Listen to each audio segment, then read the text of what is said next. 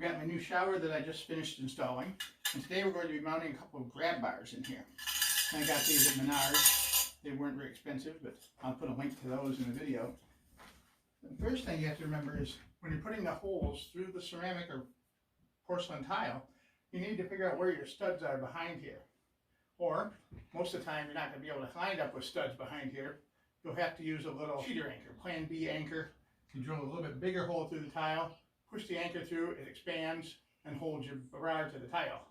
I didn't want to do that. So in this case, what I did is I put a by 5-inch piece of wood all the way across right here at waist level. I put one down low, one at waist level, one up high, so I would have good secure mountings for my backer board and for these shower bars when I put them in. I'm going to start drilling holes. I taped it, even though technically none of the videos I watched said that you had to tape it. It's just always been in the back of my mind that someone told me years ago you should always tape tile or glass when you're drilling holes in it. And it worked out pretty well. I got one hole in. Now that we got one hole in, we're going to set this in place. We're going to line up the hole. Maybe you can put a little screw in there to hold in place. And then we're going to level the bar this way to make sure our back hole will line up just right so the bar is perfectly level when you put it in.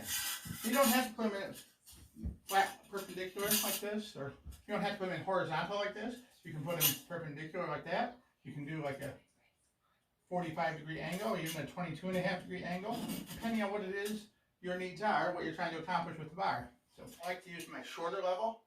This one has a window on top, so you can look right down into it and make sure the bubble is perfectly aligned. You don't have to squat down and try and look at it at an odd angle.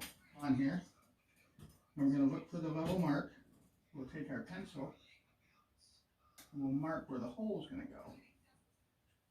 I bought this set of diamond tipped glass and tile drills from Amazon, and I've had them for several years now. I've used them quite a few times, and I'm impressed with how well they work for as cheap as they were. You don't want to use a hammer drill while you're doing this. It has to be a regular drill. If you do have a hammer drill, turn the hammer part off, or it's going to drive it right through your tile and cause cracks.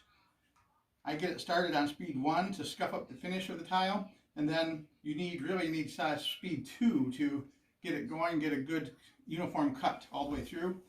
I also couldn't find a spray bottle for water, but I picked up a spray bottle of window cleaner, and every so often when I'm cutting, I'll give it a couple spurts with that to cool it off. Keeping it wet serves a double purpose, both to cool it off and to wash away the debris and dust, have a better, cleaner cut. We're not going to press hard. We're going to let the drill do the work, which is always one of the most important things when you're doing tile or any kind of drilling, is to let the drill do the work. It's going to be a little bouncy. It wants to walk when you first get started. You just have to balance the drill just right. Surface done. We're going to pick it up to number 2. When the color of the dust changes over to a reddish clay color, you know you've gotten through the glaze layer. And if it changes over to the soft, rubbery glue layer, then you know you're all the way through the tile. And that's as far as you should go. All 4 holes are drilled, so we're going to go put a little bit of silicone in each of the 4 holes to seal them up against potential water intrusion around the screw threads. Probably not necessary, but it's a good thing to do. And here it is, all done. Nice and sturdy, screwed right into wood backing, very solid. Now we're going to do one underneath the handle there, but we won't bother filming that one. Now you saw how it's done, you can do it yourself. Save a bunch of money and be proud of your work.